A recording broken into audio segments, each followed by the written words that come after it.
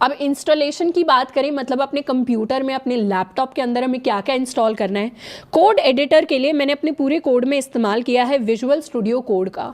ये माइक्रोसॉफ्ट का code editor है जो मल्टीपल लैंग्वेजेस को रन कर सकता है। मतलब आप इसी को सेम कोड एडिटर के अंदर जावा भी लिख सकते हैं, C++ भी लिख सकते हैं, पाइथन भी लिख सकते हैं, HTML भी लिख सकते हैं, जावास्क्रिप्ट भी लिख सकते हैं, काफ़ी सारी चीज़ें लिख सकते हैं। इसीलिए मैंने VS कोड का यूज़ किया है।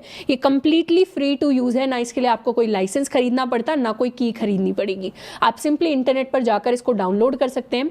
इसको डाउनलोड करने की इंफॉर्मेशन आपको मिली है, साथ के साथ कुछ हेल्पफुल वीडियोस के लिंक भी आपको दिए हुए होंगे। अब आप जिस भी मशीन पर हैं, अगर आप विंडोज़ यूज़ कर रहे हैं, लिनक्स यूज़ कर रहे हैं, मैक यूज़ कर रहे हैं, उस हिसाब से आप अपने सिस्टम में इसको डाउनलोड कर सकते हैं। इसके अलावा और भी फेमस कोड एडिटर्स हैं जावा को लिखने के लिए।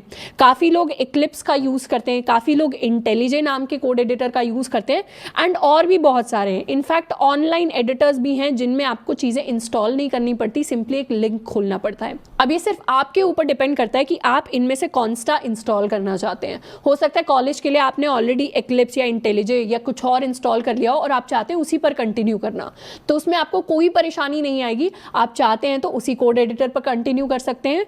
बाकी मैंने विजुअल स्टूडियो कोड इंस्टॉल किया है। अगर आप बिल्कुल फ्रेश बिगिनर हैं तो कोशिश करिए आप भी यही कर लें, ताकि थोड़ा सा इंटरफेस सेम दिखे।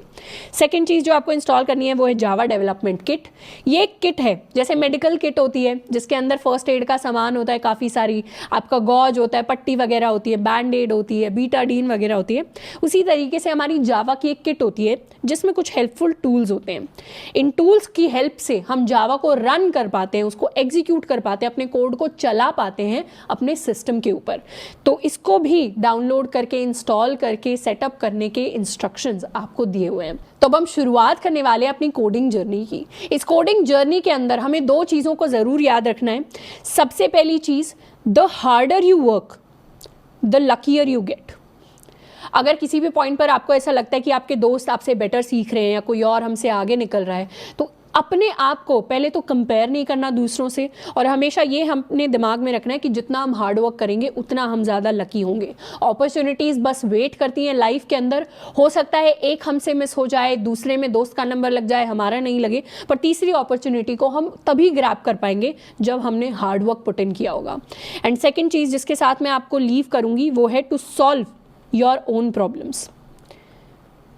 ये कोर्स आपको गाइड करने के लिए बनाया गया है। इसमें काफ़ी ज़्यादा लेक्चर्स हैं जो आपको बहुत सारे कॉन्सेप्ट सिखाएंगे, पर कोडिंग के अंदर काफ़ी सारी ऐसी चीज़ें होती हैं जो कोई किसी को नहीं सिखा सकता, जो सिर्फ टाइम ही हमें सिखा सकता है, और टाइम भी तभी सिखाएगा जब हम अपनी प्रॉब्लम्स को खुद सॉल्व करेंगे। तो हमेशा इस माइंडसेट के साथ चीज़ों को सीखना है कि अपनी प्रॉब्लम्स को मैं खुद ही सॉल्व करूँगा, खुद ही देखूंगा कहाँ से कैसे सॉल्व होती है।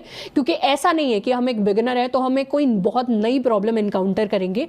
हमारी जो प्रॉब्लम्स हैं वो इन जनरल बहुत सारे स्टूडेंट्स के सवाल होते हैं, तो कहीं ना कहीं उसका सॉल्यूशन हमें मिलेगा ही ज़रूर।